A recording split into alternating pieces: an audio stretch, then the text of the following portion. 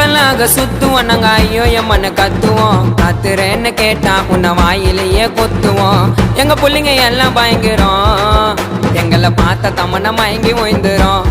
உண்மைங்க நயன்தாராவ கூட விழுந்துரும். இப்ப புது நடிகை கீர்த்தி சுரேஷும் சேர்ந்து ஓய்ந்துரும். ஏ கும்பலாக சுத்துவோம் நாங்க ஐயோ எம்மன்னு கத்துவோம். ஏண்டா கத்துறேன்னு கேட்டா உன்னை வாயிலேயே கொத்துவோம்.